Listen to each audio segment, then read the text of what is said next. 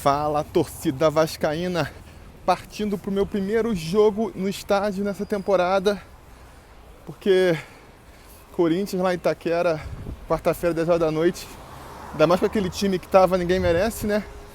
Mas agora o time tá melhor, é domingo também, e eu tô confiante aí na vitória. Partiu! Já aqui no Morumbi, confiante na vitória. Isso, você!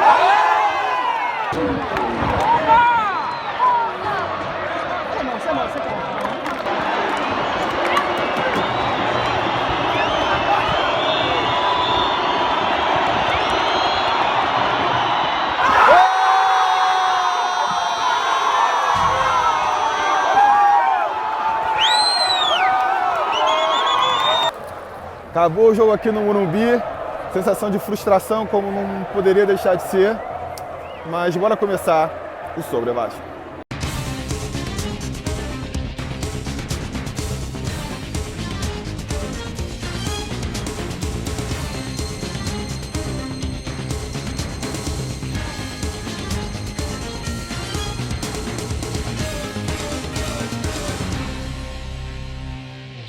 Frustrante. Não existe outra palavra para definir essa semana do Vasco, com 2 vitórias escapando nos minutos finais, ainda mais do jeito que foi, com um pênalti completamente inventado num jogo e com um gol vadio depois do time dominar o jogo inteiro e perder meia dúzia de gols feitos. Os reveses da semana deixam a situação do Vasco um pouco mais complicada, claro. E o que dá raiva é que, se o Vasco não tivesse feito míseros 13 pontos no primeiro turno, nem teriam sido rodadas tão ruins assim. Mas não é hora de lamentar os pontos perdidos no começo do campeonato, de ficar imaginando onde o time estaria se tivesse vencido os 2 jogos da semana, porque águas passadas não movem moinhos, e a situação é essa que tá aí. E eu continuo confiando, sabe por quê? Porque, mal ou bem, o Vasco tá numa fase bem melhor que a dos concorrentes direto ao rebaixamento. E são 7 rodadas para tirar 4, 5 pontos de diferença. Impossível não é. Então vamos acreditar. E vamos falar de arbitragem e da tungada que o Vasco tem tomado dos clubes catarinenses. Eu já esperava algum favorecimento da arbitragem para os caras lá no jogo contra o Avaí, até por ser em Florianópolis.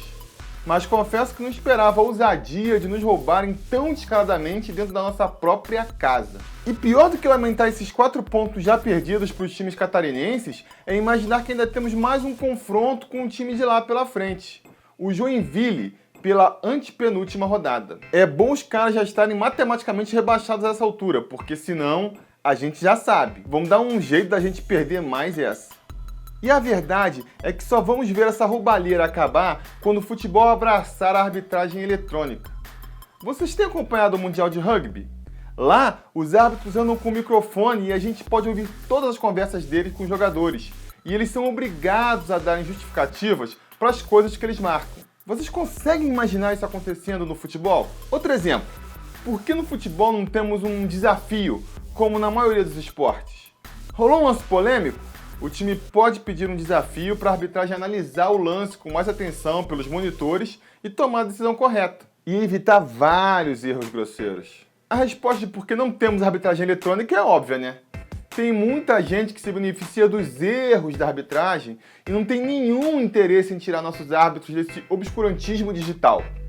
Vai precisar de muita CPI da CBF e pressão dos patrocinadores da FIFA para isso mudar.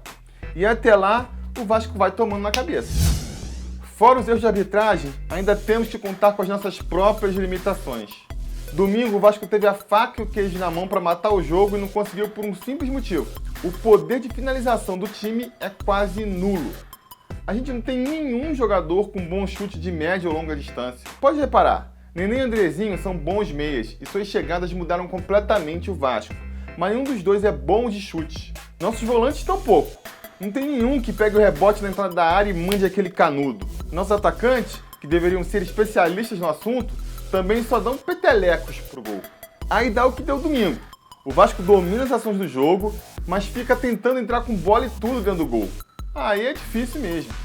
Saudades de Diego Souza, Juninho, ou até, para ficar num passado mais recente, do Douglas, que tinha um talento para acertar um balaço de onde tivesse.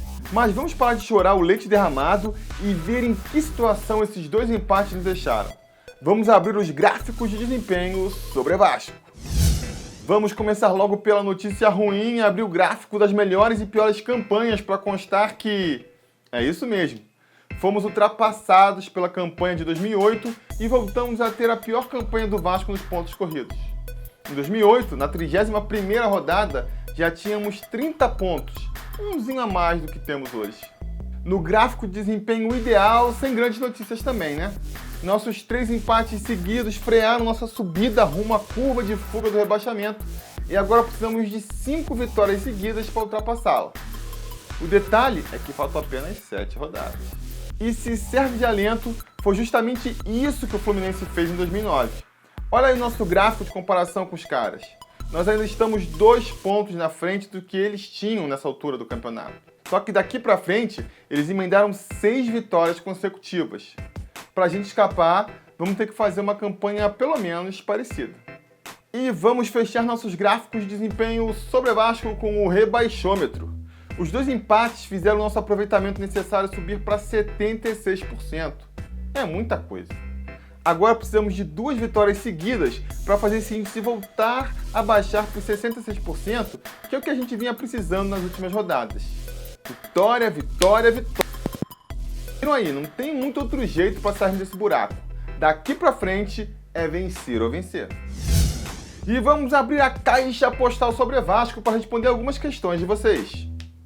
Luiz Guilherme Antunes pergunta: caso a gente consiga escapar, deveríamos comemorar ou apenas ficar menos tristes por evitar mais uma mancha na nossa história?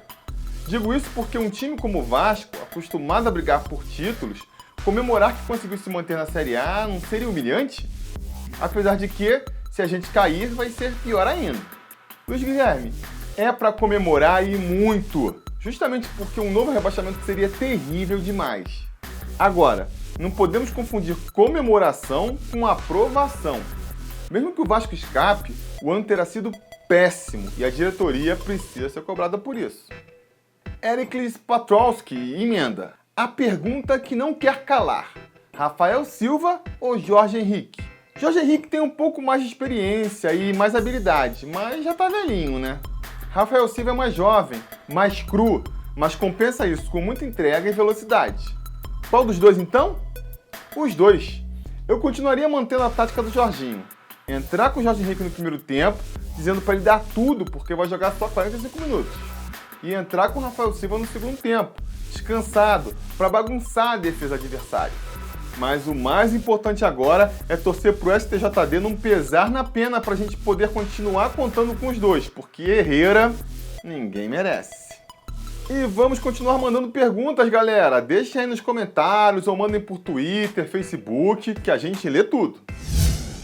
Então é isso, pessoal. Vamos terminar o programa de hoje dando o resultado do melhor gol de setembro, mas antes, aquele recadinho de sempre. Assinem nosso canal, curtam e compartilhem o vídeo para que ele possa chegar a mais vascaínos. E nos sigam nas nossas redes sociais, facebook.com/sobrevasco e twitter.com/sobrevasco. Eu sou Felipe Tiru, esse é o Sobre Vasco e terça-feira que vem, às 11h30, a gente tá de volta. Fique aí com o melhor gol do Vasco em setembro e saudações vascaínas. Tem boas opções o Vasco, momento de expectativa aí para a torcida do Vasco. Rodrigo e Nenê posicionados, parece que vem o Rodrigo mesmo, hein? Bateu na bola, o Rodrigo passou na barreira, gol do Vasco! Gol!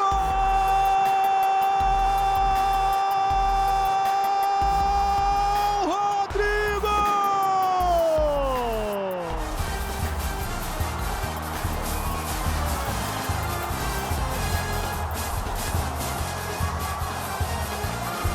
Ele pega bem na bola.